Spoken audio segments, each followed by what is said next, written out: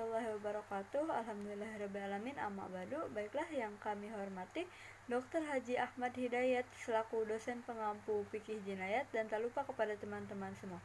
Baiklah, kami di sini perwakilan dari kelompok 3 akan menjelaskan tentang hukum dalam Islam. Saya Rizka Yuliani sebagai moderator dan kedua rekan saya Neneng Nurhayati dan Bagus Iqbal Fauzan. Pengertian hukum Islam menurut ulama dan ahli. Pengertian hukum Islam menurut beberapa tokoh dapat diartikan sebagai berikut. 1. Menurut Ghani Abdullah. Menurut Abdul Ghani Abdullah dalam bukunya yang diterbitkan di Gema Insani Press, mengungkapkan bahwa hukum Islam sebagai hukum yang bersumber dan menjadi bagian dari agama Islam. Ia pun juga menyebutkan bahwa konsepsi hukum Islam sebagai dasar dan kerangka hukum yang ditetapkan oleh Allah.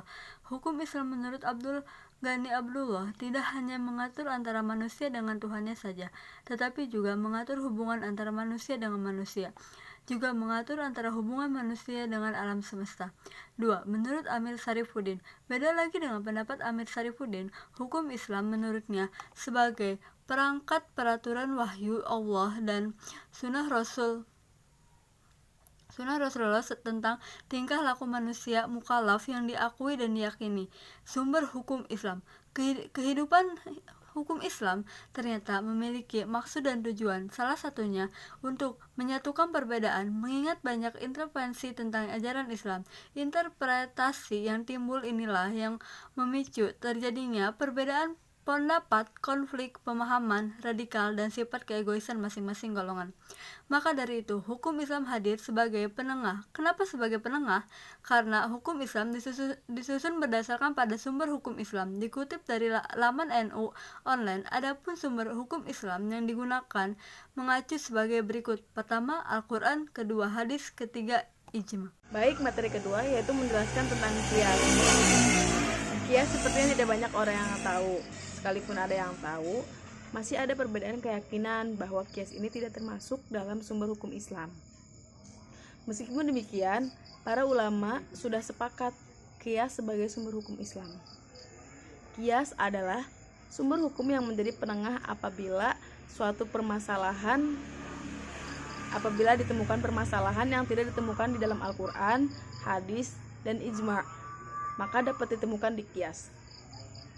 Kias adalah menjelaskan sesuatu yang tidak disebutkan dalam 3 hal tadi, yaitu Al-Quran, hadis, dan ijma', dengan cara membandingkan atau menganalogikan menggunakan nalar dan logika.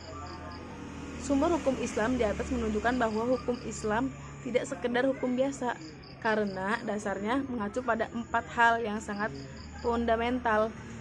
Bahkan ada beberapa pendapat lain selain mengacu pada 4 sumber tersebut. Di antaranya yaitu ikhtisan, istishab, za'ri atau tindakan preventif, atau urf atau adat, dan qaul sahabat Nabi Muhammad SAW. Pembagian hukum Islam, jika dilihat dari pembagian hukum Islam, memiliki beberapa bagian. Ada yang hukum wajib, ada yang hukum yang sunnah, ada yang haram, makruh, mubah, dan lain sebagainya. Mungkin itu saja, terima kasih. Akan dilanjut oleh pemateri ketiga. Saya sebagai pemateri ketiga, langsung saja. Apa saja sih tujuan hukum Islam? Tujuan hukum Islam itu terbagi menjadi 3. Yang pertama, al-maqasid asy-syariah. Maqasid asy-syariah disebut juga dengan ketetapan hukum Islam. Nah, di sini kita ada 3 tingkatan, yaitu tingkatan kebutuhan primer yang wajib dipenuhi, jika tidak dipenuhi akan berantakan. Ada juga kebutuhan sekunder sebagai kebutuhan mendukung dan kebutuhan tersier yang sifatnya hanya melengkapi saja. Yang kedua, kemaslahatan umat manusia, sepertinya sudah disinggung dalam pembahasan sebelumnya bahwa hukum Islam hadir sebagai penengah atau solusi atas segala permasalahan yang terjadi, baik masalah dengan bersifat keyakinan ataupun masalah hubungan interaksi sosial. Yang ketiga, mewujudkan kemaslahatan di dunia dan di akhirat. Ternyata tidak sekedar bermanfaat untuk urusan dunia dan masalah perbedaan saja. Hukum Islam juga bertujuan dalam mewujudkan kemaslahatan di dunia dan di akhirat.